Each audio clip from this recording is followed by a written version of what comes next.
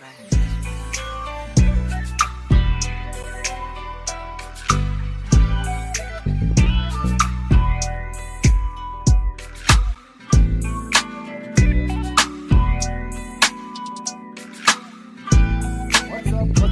up, ladies and gentlemen? This is Dr. Larry, aka Bon Corbin, aka uh the Giant Boba, aka Yan Yan Bigelow, aka Stan the Lariat Ham Sandwich, aka Boozer Bulgogi, aka Chad Galbi, aka Teddy Longanisa, aka your host. And this is a special episode of The Prescription. I have with me my co-host. He's going to be a co-host on this. Hey, Matt.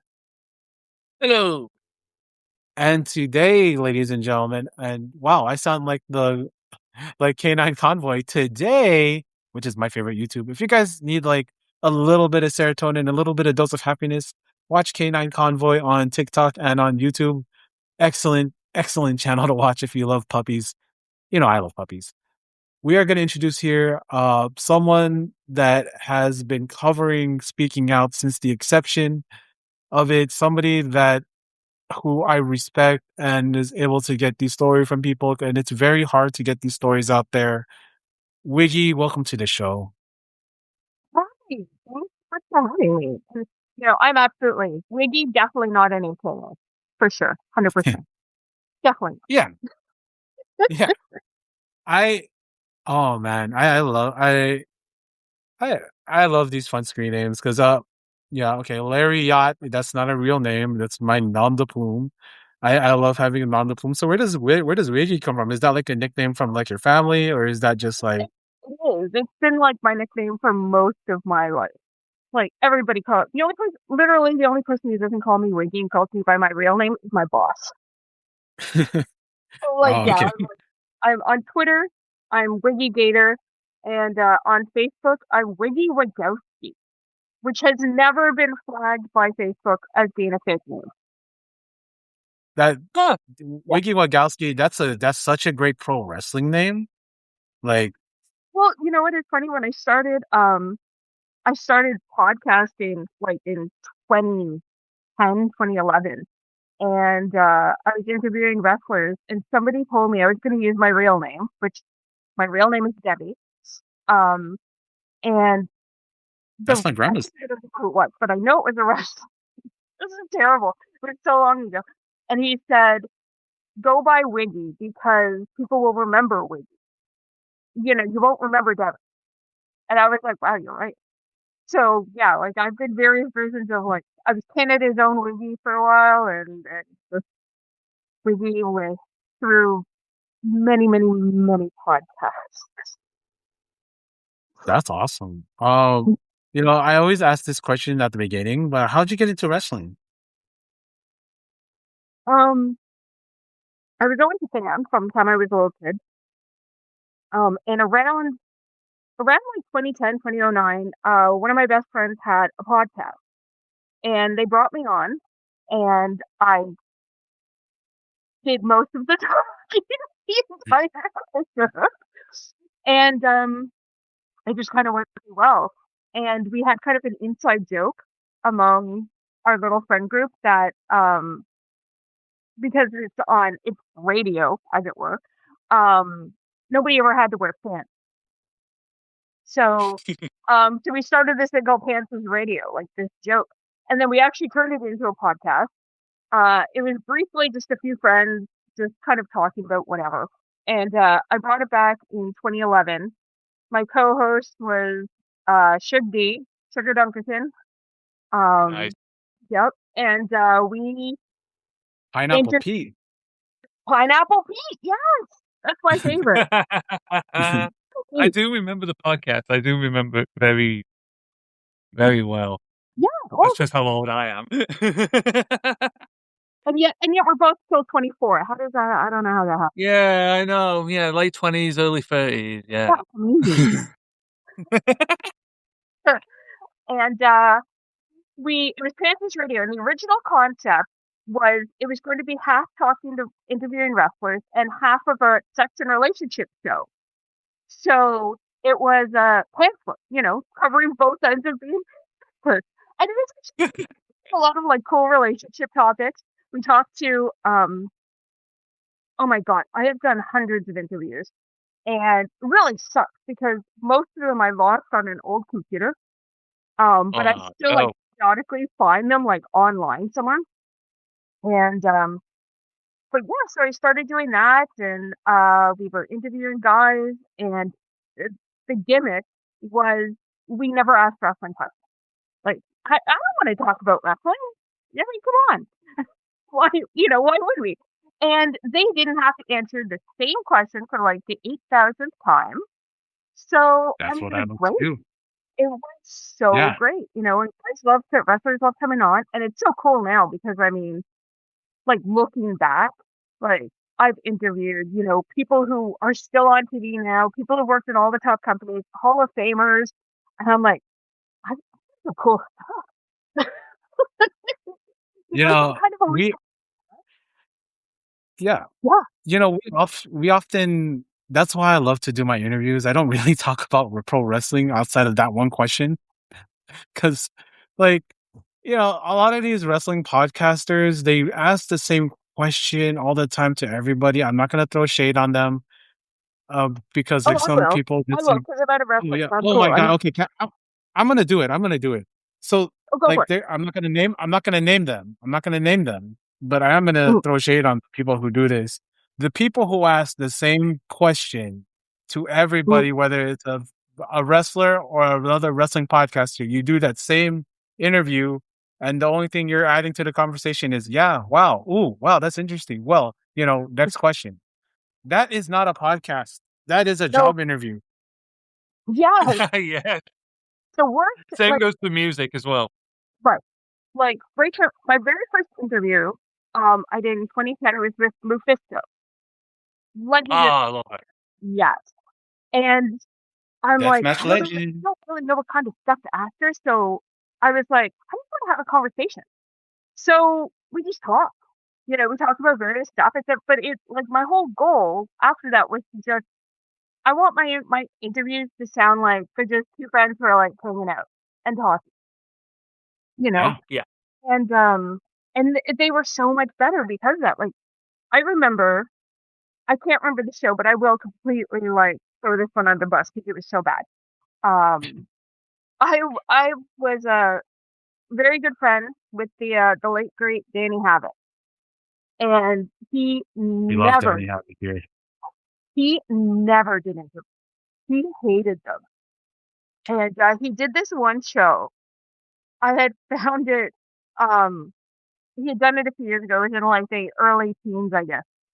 And for when the guy talked in this really low monotone, and he was reading questions off a list, and it didn't matter what he answered. He just moved on to the next question.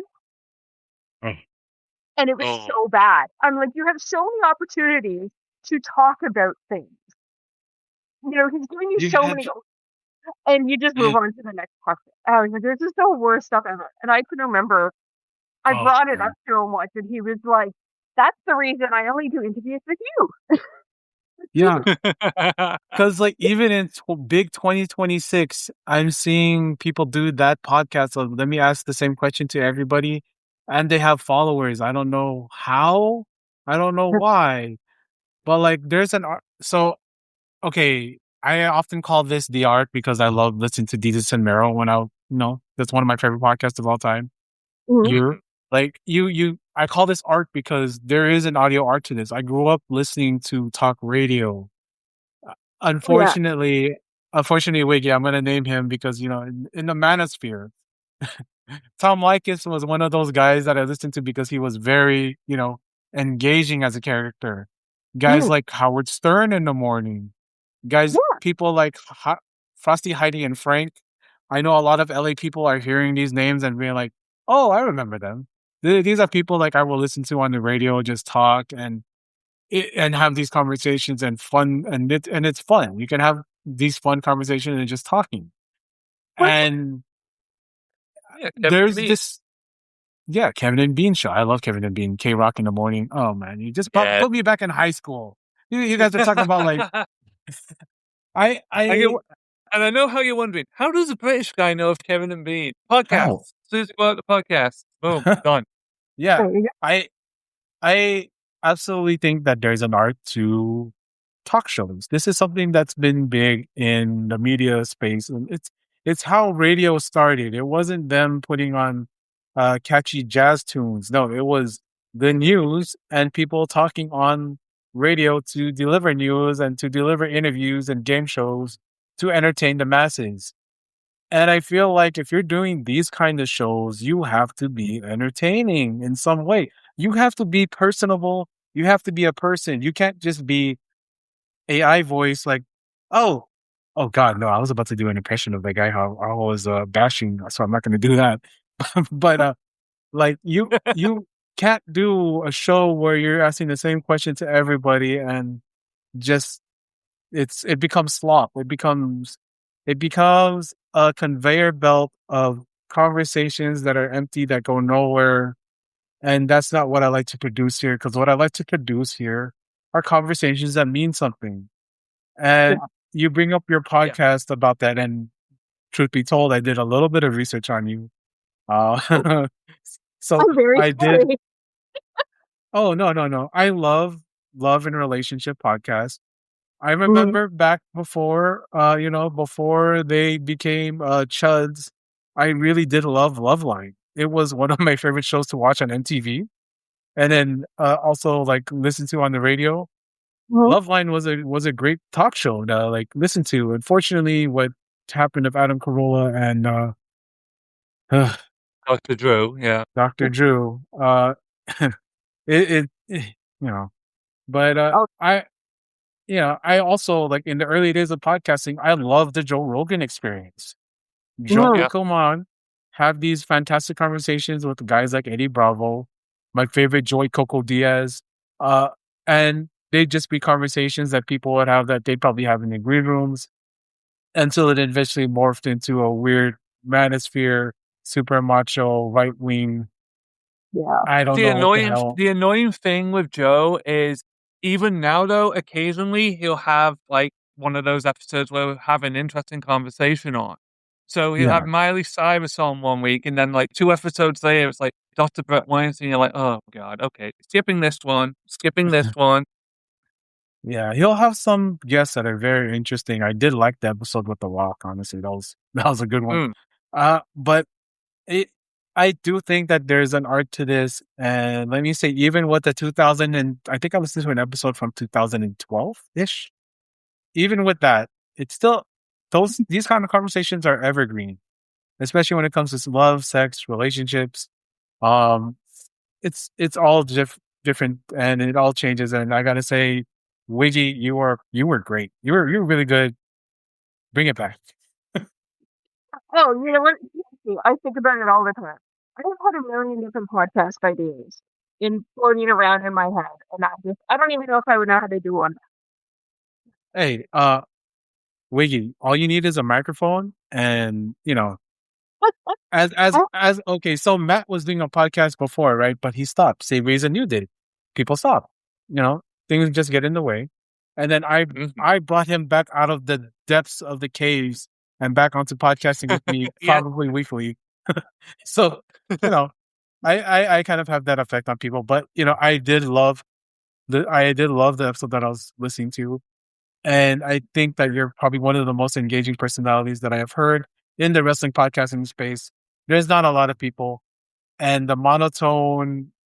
Uh, there's a lot of people that don't get how to have conversations with people, and I don't Mm, know how they get the followings they do, but they do. Shout out to them, I guess. But I don't listen to you, and I don't know how people can. But congrats. Yeah, I Yeah, people will go on YouTube. Well, that's fine. But, I kind of brought you here on, I'm not gonna say what I did, but, I was thinking about interviewing different people for the podcast, right? mm, And as you interview people, you do background checks, right? yeah. And of course, you do background checks. And the first thing that popped up, thank you, Matt, by the way, is Matt Always. put me onto your speaking out tweet from like 6 years ago. And a lot of other people put me onto the Facebook that you created from that. And the first episode I did here was on speaking out. I spoke with Trish of the Trish Spears of Trish Sarah wrestling podcast on Social Suplex. You guys, if you love your wrestling newsletters, go to socialsuplex.com. That is the best free wrestling newsletter you can get. All the information you needed there. Also, Tristan Sarah, one of my favorite podcasts to listen to, besides my own. But I digress. We talked about speaking out in terms of like the UK scene, and like there's a lot that goes into it. And I did also have continued that conversation with Matt on the episode that he did with me. And it's not just the UK where these things are happening, you know. And I'm gonna name these wrestlers like, you know, you got your David Starrs, your Jack Gallagher's, your Joey Ryans, Cobalt, Rory Gulak, Drew Gulak,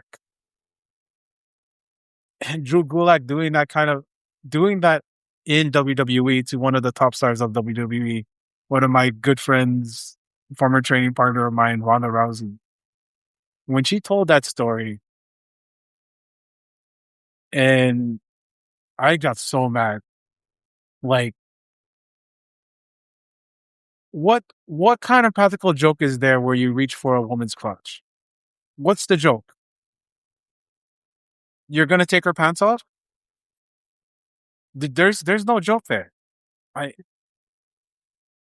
and that story pissed me off when I hear it at that level of the business and like the top company where, you know, you think that it's a corporate thing that, oh, this would be looked down upon. But you look at like the Vince McMahon sex abuse trial, you think about all these things that happen underneath their watch, the, you know, all the sexual harassment cases The Ring Boy by talent, scandal. the Ring Boy scandal. You think about people in the speaking out things that sort of like got unmasked, like, you know, Jimmy Havoc. I Mm. And you think about guys, and they make this joke on TV of JD Muck don't Google me.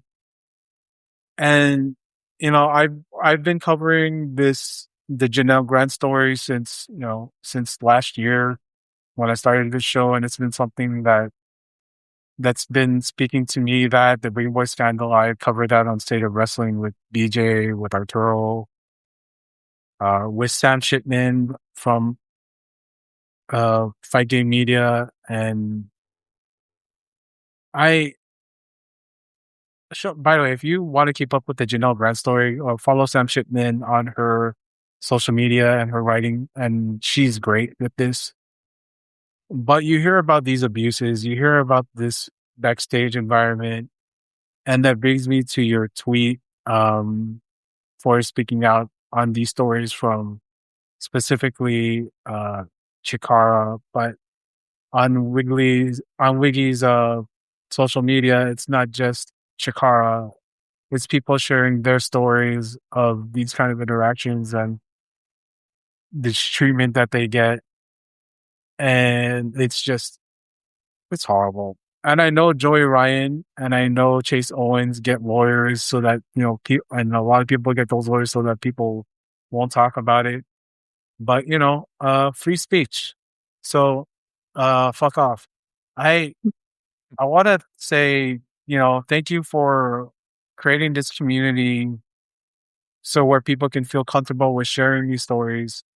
Because a lot of these cases, it's just talking about it is the hardest thing. And what Janelle Grant's done is so brave. And and people don't really see it as brave. You see those monsters just talk about, oh, they're just trying to get money and all this stuff. Like, no, man, This woman went through so much abuse, and as someone, as on a personal level, as a person, how could you like hear these stories and think that? And I just get disgusted as someone who was raised by women.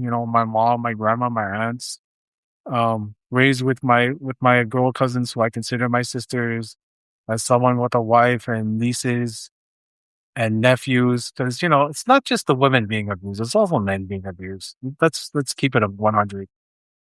The environment that's been going on in professional wrestling, and you hear about like the stories about Grizzly Smith, you hear about the stories about Billy Robinson being a 14-year-old girl backstage and every night in the AWA, and the only one who did anything about it was Larry the Axe Hennig, who said that if he sees him with another little girl, he's gonna rip his head off. And Buck I, Zumhoff. Buck Zumhoff, that story with his daughter. Mm. Look it up. People say don't look it up, but I'm saying look it up. I I absolutely, when you look at this, and you don't even have to watch the Dark Side of the Ring, but I suggest people watch Dark Side of the Ring. Watch that Jake the Snake episode. Really, you hear the story not just from Jake, you hear it from his sister, Rockin' Robin, about how she never wanted to be alone with her dad. Right? Could never be alone with her dad, and it. And this is a guy who worked in WCW in a high level executive position, and they all knew about it. Jim Ross knows about it. You want to ask Jim Ross about this? Jim Ross always says, "Boys will be boys." Ah, God. But Wiggy, I want to say thank you for creating this community. Thank you for being one of those people that stepped up and was able to just make these comments and have people come to you and you share these stories, because I think it's important. And I want to ask, like, what got you to start this? And I was in a very privileged position. I for working with her today, um, 2012, 2013, doing that podcast. Um, and then, I had my own channel. I worked with another company, Phil Intervene, and then I worked with CZW for a few years. Um, but when COVID hit, I'm in Canada. And when COVID hit, I came home. And, you know, then sort of life happened. And even when I was able to, like, I just wasn't, even when I was able to, I wasn't able to. So like not being able to get down to shows and doing stuff, I kind of just drifted away from wrestling as a whole. And that kind of put me in the unique position to be able to out these people and tell these stories, share these stories, um, with not really any threat of retribution. And that's what basically happened. I had seen, it was such a weird phenomenon. It was so organic. It was like this night in June 2020, and I'm on Yeah. Twitter, which was, kind of weird in its own right. And I don't even remember how it started. I saw some. Oh, I do. Oh, Um, chef. I I because I think people forget one thing about it. People think it started with the David Starr expose by Belgian Emeka.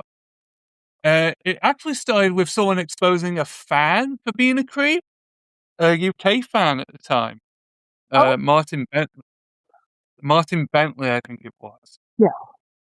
And then Belgian Emeka's expose of David Starr came out. The video came out of him saying just disgusting things. Him and a referee, him and a WWE UK referee, I think at the time, was in the video as well. And then it snowballed from there. Yeah. And then I think it's just like little stories kind of started trickling out. Like nothing that garnered a whole lot of attention. And this one night I saw something and it felt familiar. And I messaged this woman who I had actually known my story. I told my story in 2016. I posted it. I discussed it on podcast before. I actually this is very cool. And the woman I spoke to, we're still Facebook friends to this day. I was messaged by the Philadelphia Inquirer because, of course, at the time, Chicago was based out of Philly, and Mm. this woman reporter had heard about what was going on, and I did an interview with her in like Philadelphia's biggest newspaper, which was like what the hell, um, getting this stuff out there, and so my story involves Cobalt Anthony Wilson, um, who gaslighted me, manipulated me, took complete advantage of my abilities, my skills, made websites, all kinds of stuff like that. And now the woman he had spoke to, or the woman whose story I had read on Twitter, I knew because she was in the exact same position with him as I was. And he used to hold that over my head. Not to mention that he was also married at the time. So he was stringing both of us along, and I messaged this woman who I had been basically taught to despise because she pitted us against each other. And I Yeah. messaged, and we talked, and we shared stories, and she was like, I had no idea. And I said, I did. Like, I always knew about you, and I don't think she knew about me. I could be wrong, but it's a long time ago. Um, and she posted her story, and I posted mine. And I started getting DMs on Twitter from other people, and people started replying to our post.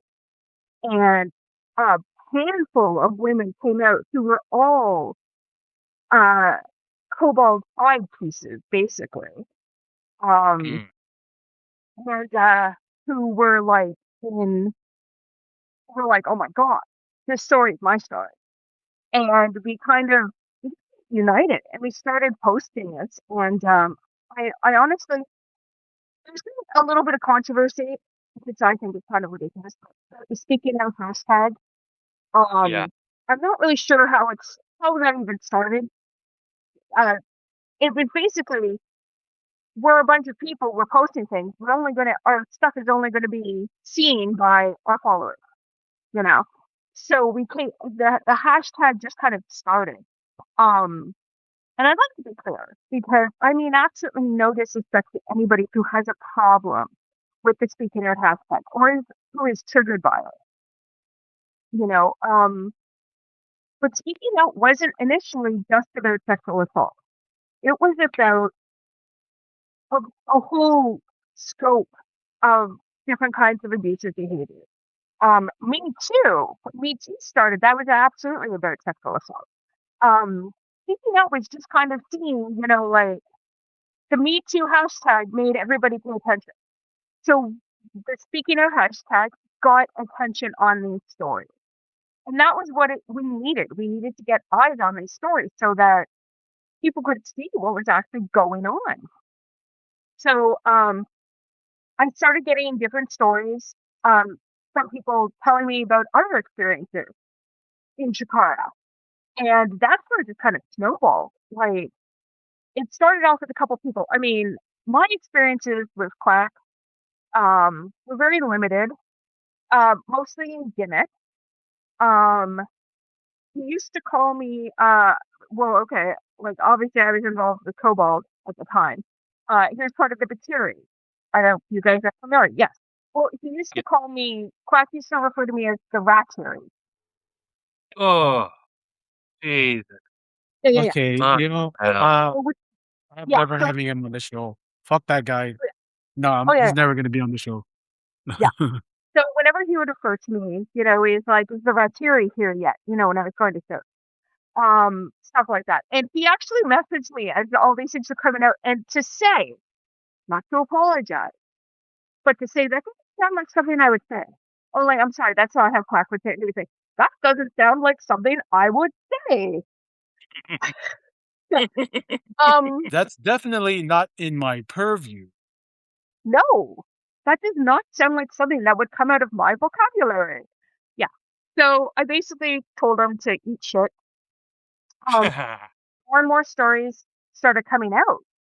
And but as people were messaging me, they were saying like a lot of them were still wrestling. You know, a lot of them were still involved with either Chikara or um the fringes of Chikara, because like there were all the different wrestling hours, and there was a lot of connections throughout different promotions and whatnot. Yeah. And they were afraid to come forward, and I do not blame them whatsoever. Plus, there were a lot of people who were just like, I'm in Philly. I am genuinely afraid of physical retaliation. So I kind of realized that I was in the very unique position of like, okay, well, I'm in another country. Yeah. I'm out of wrestling. I mean, at best, I was only ever on the fringes to start with, but I'm like, I'm out of wrestling now. I'm, I'm a fan. I'll say to this day, I still bleed black and yellow for CZW. Where I will say, I never had any issue. I never had an issue with anybody. Everybody there was fabulous to me. I know DJ Hyde has taken a lot of shit, very well deserved. But like, We are we are friends of CZW, Wiggy. You're among friends of CZW. Shout out to you, Hargrave. Yeah, also yeah, shout out to Akira, the CZW world champion, yeah, representing for us Asian Americans in professional wrestling. for sure. Also, yeah, shout out to you, So, Akira. I was far enough away that I could post these stories, and I didn't have to be Yeah. afraid of any. And that was the main thing. So when I offered this to the first person who messaged me, I was like, listen, I could tell your story, keep you anonymous, and just get this out there. And they were like, oh my god, that'd be amazing. So I was on Twitter. I said, listen, this is somebody's story. They're still in the business. They're very much afraid of retribution, but so I'm going to tell a story. And then I posted, like, if anyone has a story to tell that they don't want to say themselves, as long as it's verified, which was obviously the most important thing, Yeah. send it to me. And I got a flood of messages. Some were about individual wrestlers, some were about just terrible behavior. There was just much like the Matt Tremont thing. There was quite a wide range of um stories that I got. Just from like a lot of Yeah. manipulation, a lot of gaslighting, a lot of if you don't do what I say, I will ruin your career. You can't talk to outside people or I won't book you anymore. There were some Yeah. absolutely horrifying stories of a trainee who was deliberately injured in practice for some uh, slight against the company that had been perceived. And it was awful. And so it just kind of was this like really amazing organic night of a whole bunch of fans and wrestlers who were just fed up. And we got this information out there, and it was amazing. And there was a lot of wrestlers in Chikara. Like I'm certainly not going to just throw everybody there under the bus. I don't know what everybody Mm. knew. I know there was definitely people who knew stuff. Let it slide. Um, but I think there was also a lot of people who were just kind of there sporadically and had no idea what was going on. They kind of came and went. But very, very shortly afterwards, basically the company shut down. And that Yeah. is Yeah. like for whatever I contributed to it, I am super proud of that, because that that company was just successful. And it's the irony of it being like the family friendly company, It was Oh I yeah. mean, yeah, yeah, like and it was so The it funny thing. you couldn't curse in there, yeah, all that stuff, but like who's to know? Like this has been a cesspool of like abuse, of people I abusing their powers, mean, of people being coerced into this stuff, of a couple of guys sharing CSAM. in the locker room, Mhm. and guys in the locker room being told, "Oh yeah, just ignore them," Yeah. instead of report them to the police. Yeah. Like, what are we doing? Exactly. I mean, Like the whole. I mean, I mean, Chikara has that family-friendly image, but if you watch the first couple of shows that are up on places like IWTV, they are not family-friendly in the slightest. Yeah. Yeah. They are completely different. Like Yeah. it is just Yeah. like, and see, that's the thing is, and this is a thing that a lot of abusers and predators do. They build up Mm. this glowing reputation that makes so many fans, not fans of them, of a promotion, just casual people who just kind of look at the surface and go that somebody comes forward with an abuse allegation and they say that can't possibly be true, and they Mm. Yeah. point to family friendly company. I'm the head of the family. I'm a superhero. I'm running this family. I couldn't possibly do anything like that or be responsible for anything like that. And Couldn't be me. Couldn't be yeah, me. exactly. And I mean, um, so many friends and fans. It's so hard to feel so invested and feel so included. You know, Chikara always, really promoted stuff like, the Chikarmi and they're a family, and it's, Yeah. you feel like you're part of them. And yes, there are companies who do that who do not have like nefarious ideas behind it, but Mm. to to make fans feel so included, it makes it so hard for them personally to believe that anything bad could have come from it. Because then you have to deal with feelings of they lied to me, they betrayed me, they broke my trust, Right? and they Yeah. duped me. And nobody wants to feel like that. And frankly, Yeah. it's easier to say, no, I don't believe that, and then to say, okay, accept it, and then deal with the emotional, punch that comes with accepting that something you Mm. were so invested in, something you loved so much, something people you looked up to, and all that they did something so terrible. Like there's a real emotional crash that comes with it. Yeah. Oh, for sure. Yeah. And Wiggy, I wanna again say to you, thank you so much for bringing this to light. Thank you so much for speaking about this in a in a way where we can explain why they had so many defenders come out because they felt like here's the thing about fandom, right? Fandom in general, and I know a lot of people say, "Oh, professional wrestling fans have no idea how to be just people in the parasocial relationship." That's true, by the way. That's true.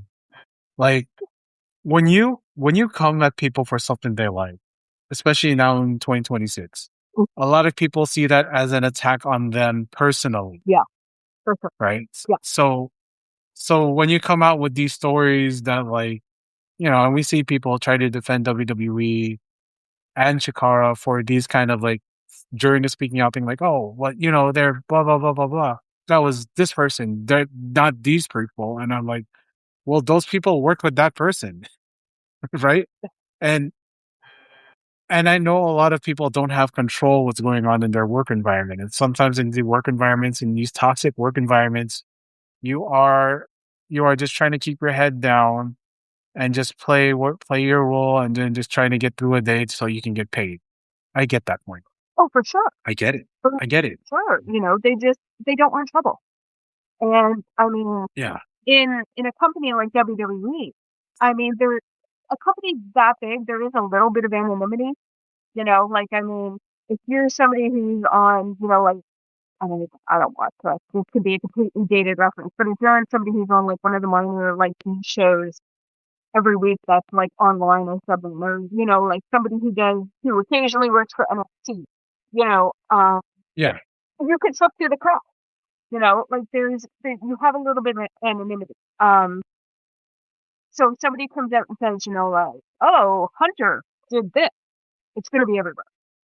You can't hide from that. If somebody says, Joe Smith and NXT did something, then he could hide a little bit, whereas on Yeah. indie, it's so much smaller, you can't get away from it, so it's I think it even promotes the idea of just kind of keeping your head down and staying out of trouble even more. Because you're like, Yeah. well, if I speak up in this company in Williamstown, New Jersey, word's going to spread to Philadelphia, which is like, half hour away. It's going to spread to, like throughout PA, the rest of Jersey. And suddenly people are like, oh, they're trouble. And, Yeah. and it's Loose lips scary. get, yeah. Yeah. Absolutely. So it's like a lot of people really feel, and not just on their own. Like an awful lot of the time, they're helped to feel this.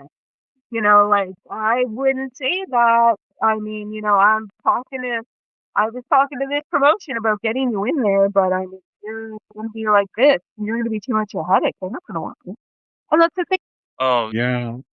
Um, Because like recently we heard some people speak out about this with Tommy Dreamer. We had Carly Bravo talk about Tommy Dreamer telling him that he'll have problems being booked because he's a confident black man. yeah, Apparently, being cocky and black is a detriment. yeah, And he yep. did spots with Kennedy and Danny Jordan, I believe, that were like him grabbing them inappropriately. And since these two were so young in their careers, and you're being told a lot of this, and we see this in the documentary, the Dark Side of the Ring documentary, where you're told Terry Runnels, she was in the CW, she was in WW for a long time, and she was saying that they just tell you, don't sell it, don't sell it. If you don't sell it, you keep your head down, they'll just forget about you. They'll leave you alone. And Okay. so like these two, like young in their careers, they decided to do these spots with Tommy Dreamer, and it wasn't like they wanted to do it, but they felt like they had to. Just like the people who worked with Joey Ryan felt like they had to do those spots that he would do because Oh yeah, we're gonna are you? have to. I'm afraid we're gonna have to. I'm gonna have to interrupt you, Doc. We're gonna have to pick this up later on. We're gonna have to pick it up for part 2 because Yeah, we've got more to talk about, including more stuff that's come out recently and the fallout from the Chikara stuff, which I definitely want to talk about because of how certain people's actions definitely define something when it comes to when situations like this happen. yeah. Wiggy, if people wanted to follow you, where can people follow you? Oh, you can follow me on Twitter at Wiggy Gator, WIGGYGATOR. And you didn't get to it. There's so much more to talk about. There is a Yeah, speaking out group that we started on Facebook. It is a public group. Mhm. You can join. People do have to be. You can request to join. You can be added. We do not just let anybody post. We are trying our best to make sure anything that gets put up there has been verified. As far as I know, everything yeah, has been. And it is it's hashtag speaking out colon wrestling. And yeah. you can go Wiggy, and all of the posts from the most recent speaking out are up there. yeah.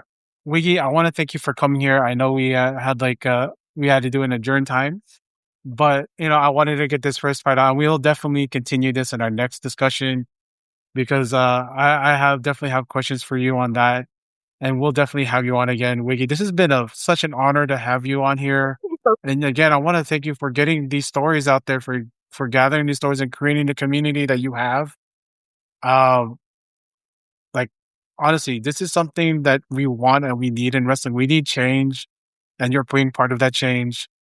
And I want to say thank you for that. You're honestly one of the good people in that I've met, and somebody that I definitely want to keep this going. We got to keep this discussion going on the next time, but I know you're busy, so thank you for coming on this, and we'll definitely continue this in the next one. oh, you guys, thank you so much for having me. And thank you for wanting to put this stuff out there because unfortunately Uh, there's so much more to talk about.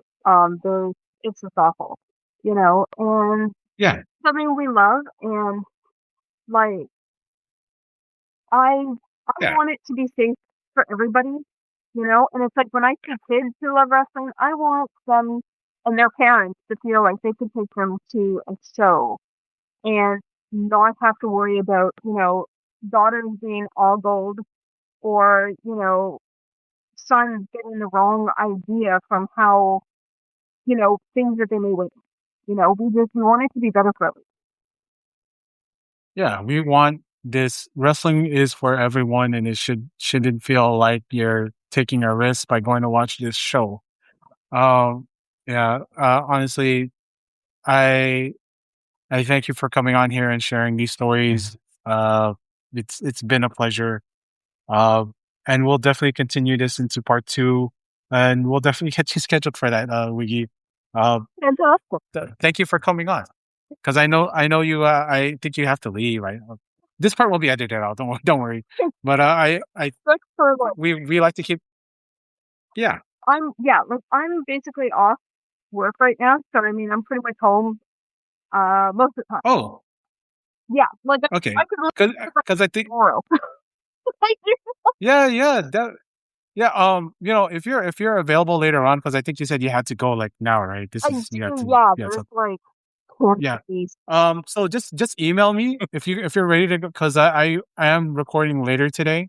That's like at 7 p.m. I'm on the West Coast. So if you did want to record later today, I can do it today. But I have all tomorrow free for you also if you wanted to do it tomorrow. Yeah, I'm free So tomorrow evening if you want to do it. As a yeah. three Tomorrow would playing, yeah, definitely all three of us be can. better just because I'm not entirely sure how long I'm going to be, family stuff and fireworks and all that fun stuff. Yeah, yeah. Oh, But if you want to do some more later on today, so I can like do an actual like a conclusion to like this first part, and then we'll do a longer episode on the next part. And I definitely want to bring in like some of my female co-hosts for that one.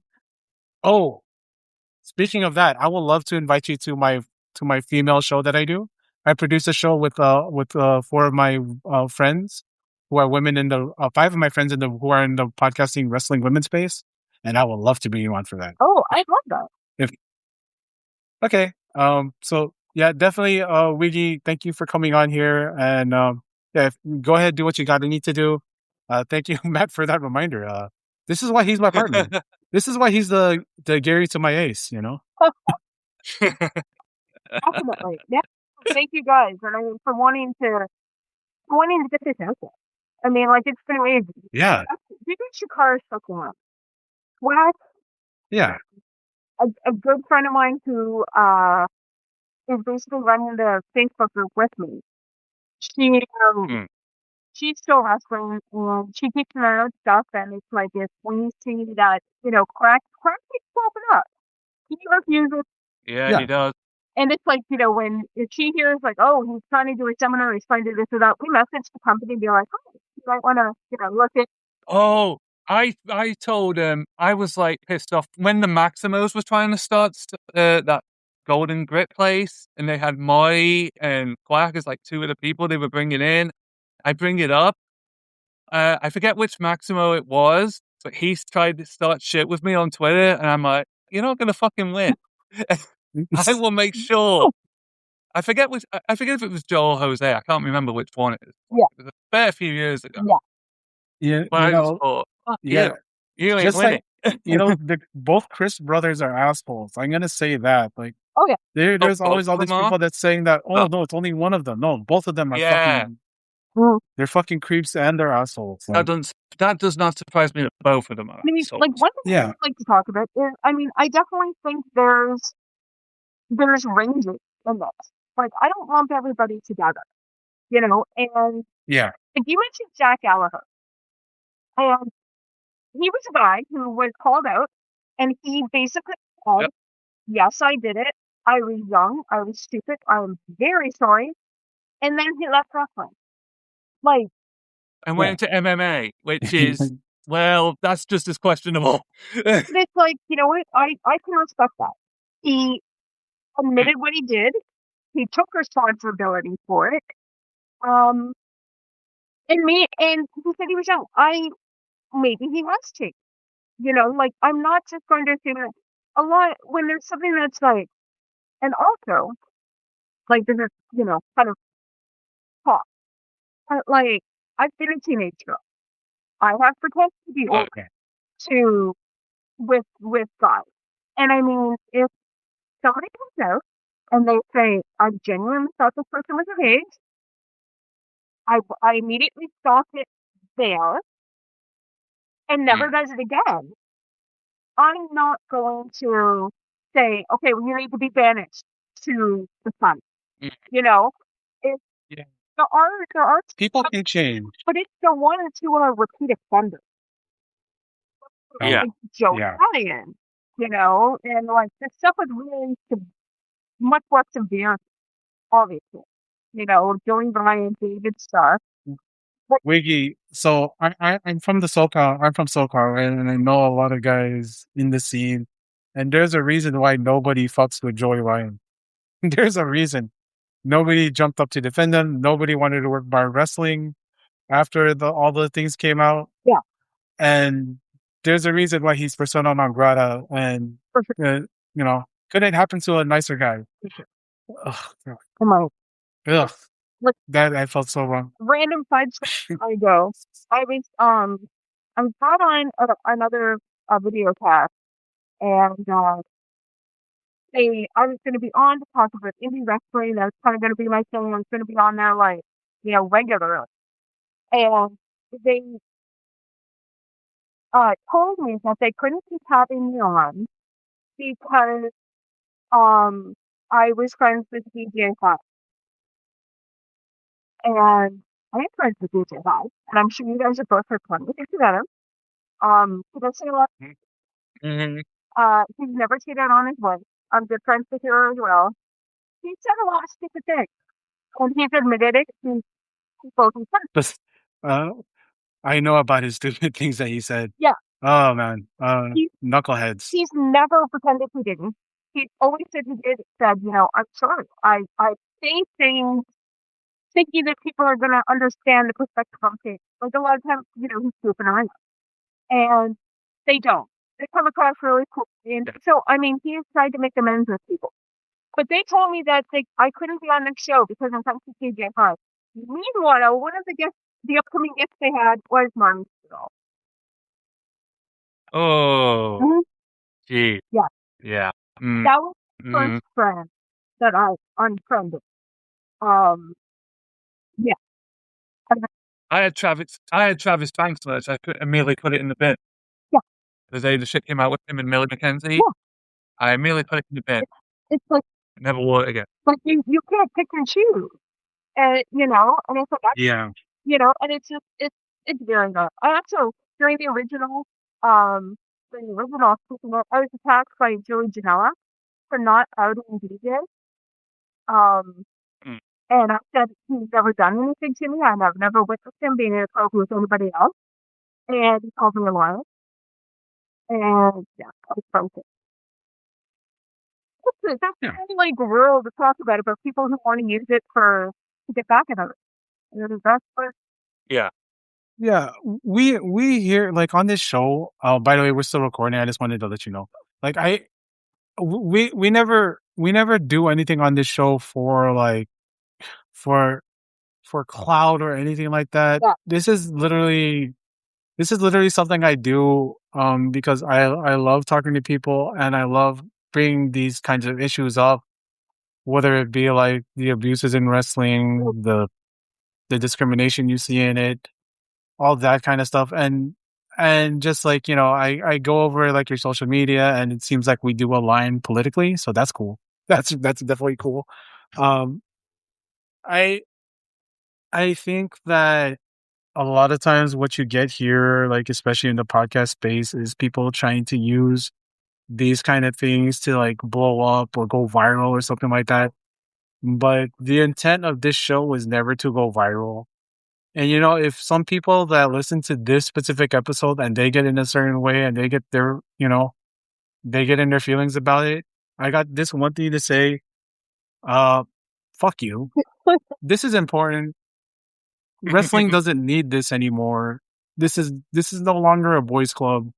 This is should have never been kept going on. It's 2026. Wrestlers should not have to feel like they can't say anything. Mhm. And I always bring this up, but unionization, especially if we're talking about the levels of AEW and WWE, and we know that there's stories of you know of these kind of things, of this inappropriateness in WWE. And we know that a lot of guys in pro wrestling in general have associated with the guys who are the predators, still kind of associate with those predators. And that's not a shot at anybody. But you know who you are. But it's true. They still associated. They're still backstage. Like if you really look into the things, you see who's gets used to help train the next generation in WWE. You'll see who they bring in. Oh yeah. You'll Oh, see who AEW has backstage, who they don't put on camera. You'll see that. we'll get to that. Exactly. We'll get to that in the next part of this. time. But Wiggy, I know you had to do something, so I don't want to keep you for so long. Oh. It's been such a pleasure to have you on here, and we'll definitely do a part 2 of this. And definitely love having you on here. Oh. This rules. Yeah, no, like I said, I'm good tomorrow. If you're free,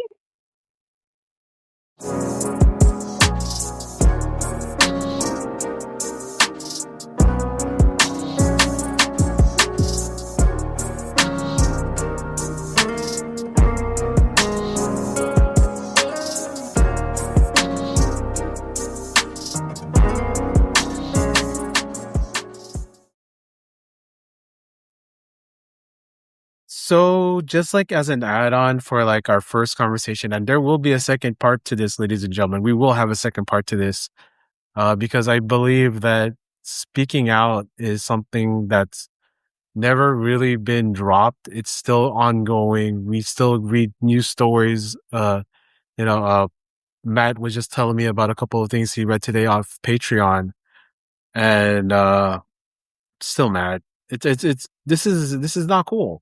But you know who is cool? Wiggy, you are so cool, and we love spending this time with you and getting to know you. Getting to know like this side of you where someone so so unassuming is so into deathmatch wrestling to the point that they would go to the tournament of death. That is so cool. So cool. take many years. It was just I was summer vacation. I went to watch my friends leave. Hey. This is actually Um one. yeah. And there's these I asked 3 questions at the end of my show. First thing I'm gonna ask is if people wanted to follow you, where could people follow you? Follow me on Twitter. Wiggy Gator, WIGGYGATOR. Um, for speaking out stuff, there's a group, a Facebook group is open to the public. You can request to be added. That is hashtag speaking out wrestling. I started the group partly because I kind of wanted to keep my Facebook like personal. So my Yeah. stuff. Don't really recommend. Don't try to add me on Facebook. I appreciate it. I try to keep serious stuff away from my stupid stuff. Yeah. Yeah. Twitter, That's both worlds. Like if you go on Twitter, it's like speaking out baseball and minions and Pokemon. So hey. you get it. It's the best These of are all all. things that I like. It's just that people it's like 4th of July weekend and I'm really looking forward to the Minions and Monsters movie. My wife Yeah. absolutely loves King Bob. That's her minion. So I definitely looking forward to I was Bob for Halloween a couple years ago. um, I have a little teddy bear who looks just like him, and I committed so hard to the gimmick. I had a contact in, so I had one green on and one brown on because Nice. you don't have that for me.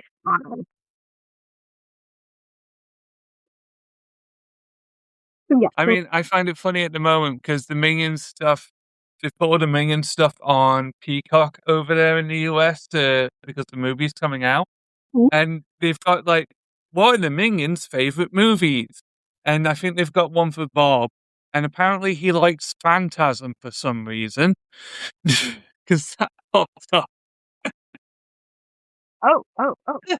All right. Yes, I see your bulb. I cannot see mine, but I do have a bulb as well. I also have a Dave.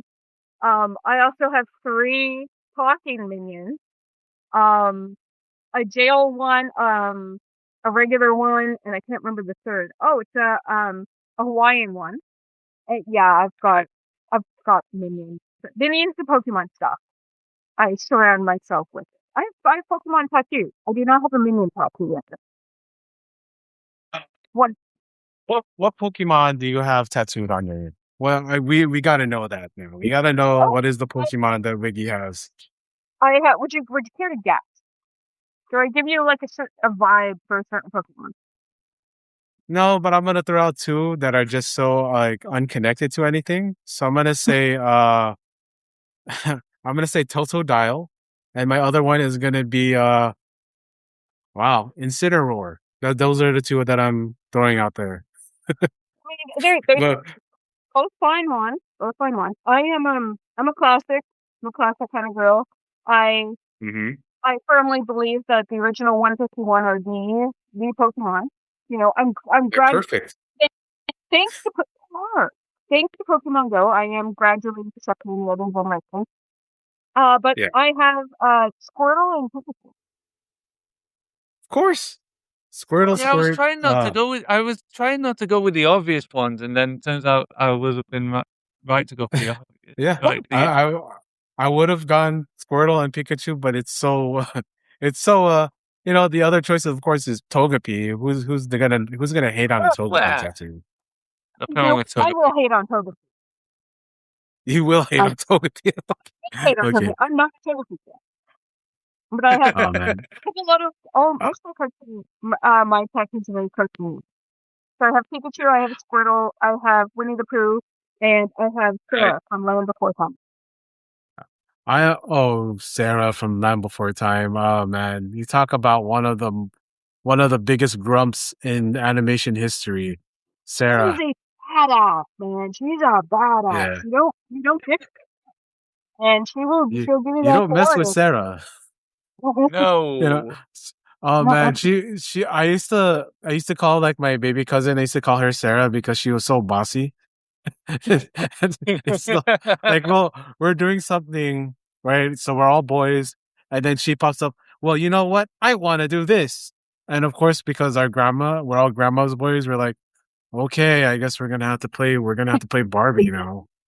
Yeah, So yeah, man. The yeah, girls, they turn around and look out, look out. yeah. Love that. Love that. We gotta do Matt, we gotta bring her onto our nerd show. Wiggy, we do a show on Yes. nerddom and we gotta bring Yes. you onto it. We call it Nerd Talking, and definitely this is something up our alley, and we'll definitely bring you on for that. Oh, for sure. Like I did with Matt. Like I did with Oh, Matt. I'm kind of doing with you, Wiggy. Bringing you out of podcast retirement. So so just letting you know that. I'm uh I don't yeah. have to do the Uh work. yeah, Genuinely I do doing all the all work. the work. I was that's kind of where I was like, I'm done. And so Hey, yeah, so how do you have to do the work? I can talk all day long if you have already taken. absolutely. I love that. We have to do childhood. We have to do childhood movies that we really love, but we're really traumatizing. It turns out about 10 years Oh yeah. later. Land Yeah, Before we Time's definitely probably one of them. yeah, you gosh, you go with dinosaur Bambi, my God. Um, but Mm, we yes. are going to my wife's favorite dinosaurs are the long necks, of course. So Yeah. um we're going to go ahead and I'm gonna ask the last two questions, and I love this conversation. And I'm gonna continue something off the air because there's something I wanted to ask you. So the last two questions I asked are, of course, what's your favorite dessert? Oh.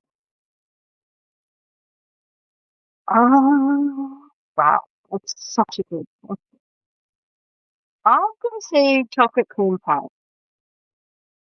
Chocolate cream pie. That's Chocolate cream nice, pie. especially in the summer. Yeah. You can eat that any time of the year, but in the summer when you get like a nice cold chocolate cream pie, I'm like ah, right in the freezer and it's so good. So yeah, good. right. Oh man, I love that. You know, I have a Hershey's pie and a Reese's pie right now in my freezer. I Oh, gotta dig into that. Thank you for Thank you for reminding me. As I fight my diabetes, uh, you know, uh, yeah, Honestly, yeah, like we say, you could follow Wiggy at Wiggy Gator on Twitter. You could follow Matt at Legion AOD on Twitter and on Blue Sky. Join the Speaking Out group on Facebook. Uh, but the last question I asked everybody, because like it really is a fun question, and it really lets me into your psyche, because I do cause a lot of psychic damage. Is if there's a rainbow that appeared out the sky with a message from Wiggy, what's that message going to be?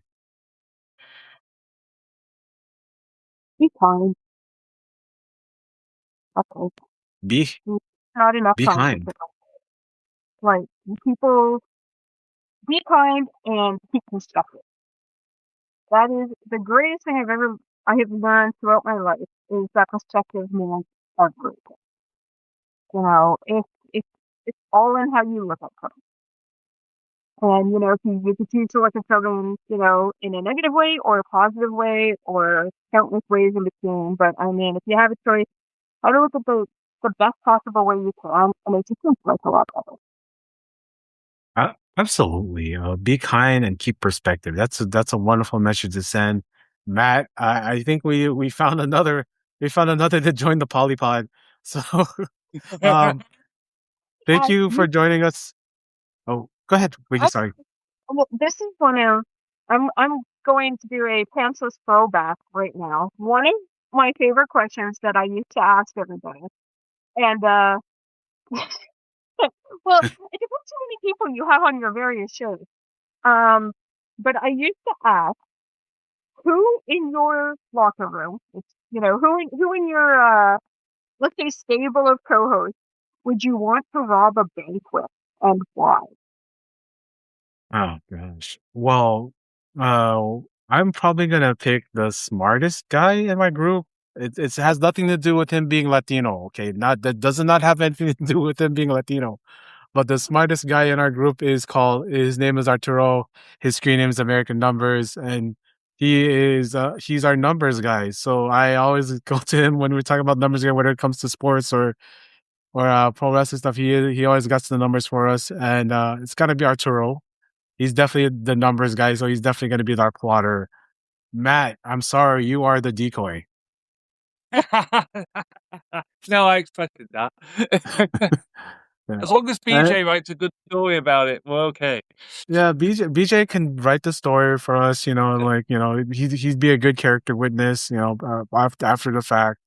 Jeremy now, Jeremy is definitely going to be like the guy the guy who's sort of like he is the he is the inside man. That Jeremy is our inside man, and of course I am in the man in the chair because I like being the man in the chair and just like sliding from computer to computer and just like watching what's going on. That's my role. Okay, That's how I roll, actually. how we know? How we That'd probably be my role as well. I'd be the hacker. Oh yeah. So definitely, Wiggy. I think we know what your role would be in this part because I've been watching a lot of the Bad Batch on Disney Plus. You'd definitely be our wrecking ball. So you'd be our wrecker. I could cause more damage. That's definitely your role. I definitely could see that for you. would be that would absolutely be me. I mean, I would also distract you all and take off with the money to Canada.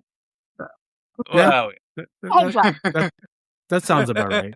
Yeah. But thank you all for joining us and listening to this show. I know we got really deep and we got really it's a really triggering show as far as like the subjects that we cover.